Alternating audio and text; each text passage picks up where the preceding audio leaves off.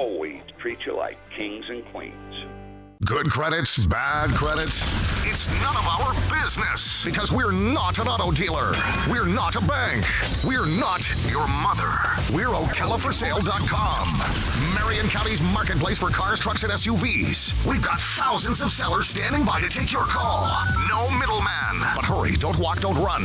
Just sit down and log on to OcalaForSale.com. Prices and inventory change daily. Offer does not include dealer upcharge. Undercutting, rust-proofing, factory surcharge, or delivery fee. See website for details.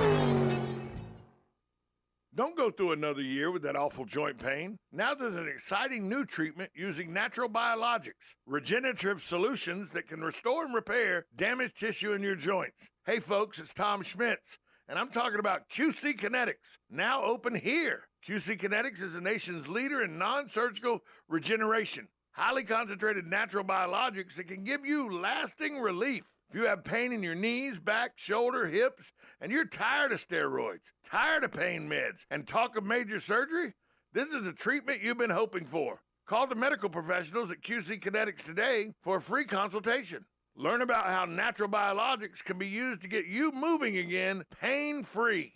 Listen, don't let them keep giving you steroids. Don't let them tell you your surgery is your only option. Get a free second opinion at QC Kinetics. Do it now. And imagine life in 2022 without pain. Call QC Kinetics now for a free consultation. They have offices now in Ocala and the Villages. Call 352-400-4550. That's 352-400-4550. Ugh, what wrong? Ugh, need wood for fire. Ugh, I go get.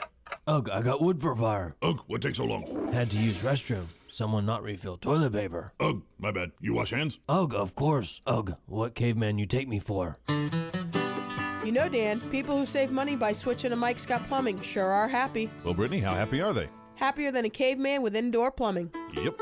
Get happy. Get Mike Scott Plumbing. If water runs through it, we do it. 237-2888. Now you've done it. Have you lost your mind? He's back. And you're listening again. A legend in his own mind. Don't believe me? Just ask him.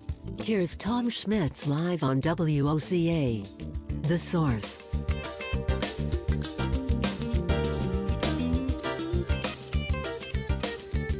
Welcome back to Ocala Talks.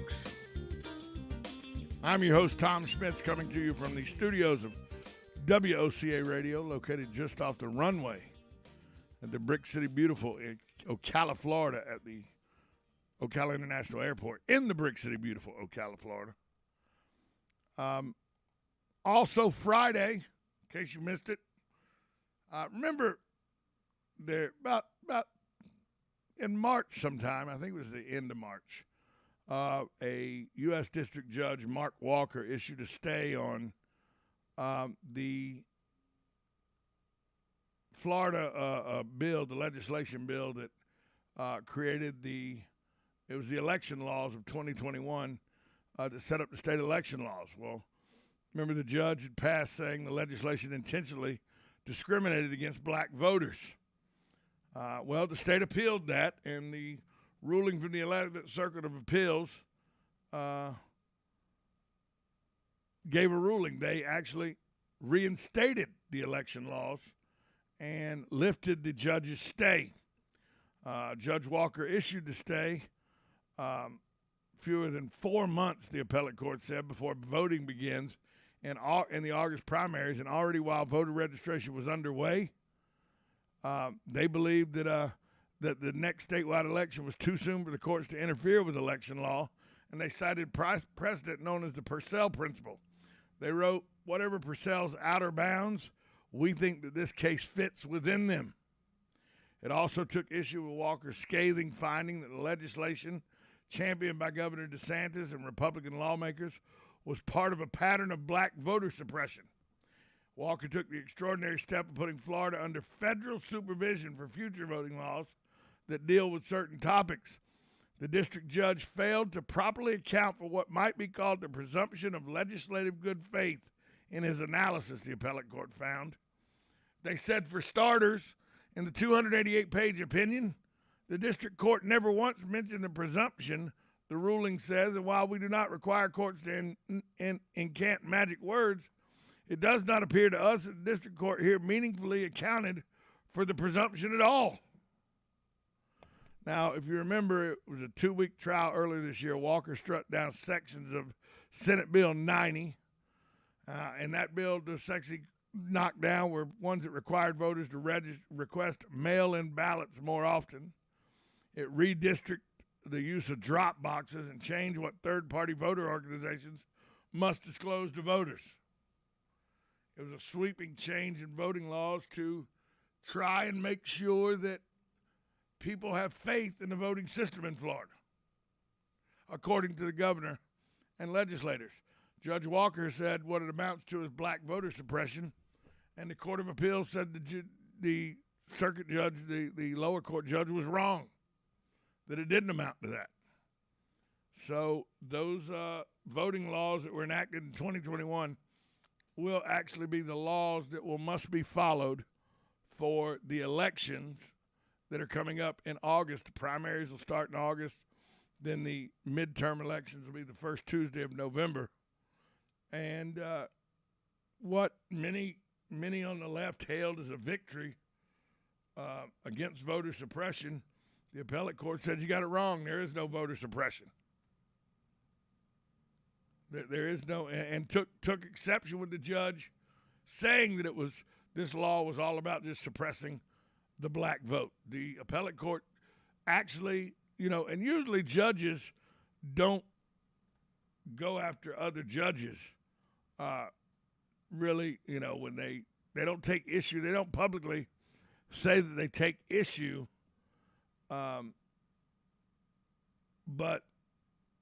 in this case, they did take issue with how he handled this, how Judge Walker handled this, and that's something that usually doesn't happen. The appellate court, took issue with Walker's findings that the legislation was part of a pattern of black voter suppression. The appellate court actually mentioned that in its brief, that they took issue with Judge Walker's scathing findings of this being a pattern of black voter suppression. So the appellate court finds for the state of Florida. I don't know if it will be appealed to the U.S. Supreme Court or not. That's the next step after the 11th District reinstated the laws. And I don't know if the Supreme Court will hear it or not. There'll probably be an emergency ask, but I don't know if the Supreme Court will hear it or not. So, it's one of those things where it looks like the court is saying, the high court, the appellate court, saying the legislature got it right. This story is disturbing. A Marion County school employee has been accused of molesting a juvenile on campus. That's right. He was arrested Thursday, charged with sexual battery on a child under 18. Henry Anderson appeared via Zoom in the Marion County Jail in front of Judge Jim McCune. Assistant State Attorney Becky Fletcher told the judge Anderson received a deferred prosecution this week for a petty theft case. Court documents showed Anderson was given notice to appear after it was alleged he did not scan items valued for over $300 from Walmart. Then he gets arrested for child molestation right after that. He was being detained. Bond was set at $50,000. The judge said risk of harm, because the original bond was $10,000, but the judge cited risk of harm for making it $50,000.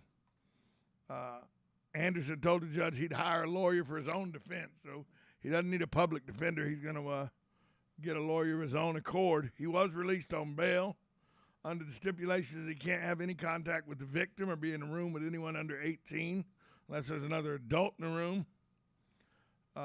He had to notify the superintendent about his arrest. Marion County School District spokesman Kevin Christian said Anderson was hired as a paraprofessional at Westport in November of 2016. He transferred to Forest High School in 2017, where he was an autism spectrum disorder, ASD teacher. He resigned from that job in 2018 because he didn't meet state requirements. Then in January of 2019, he was rehired as student service managers at Lake Weir Middle. Christian said Anderson cleared all state-mandated background checks before being hired.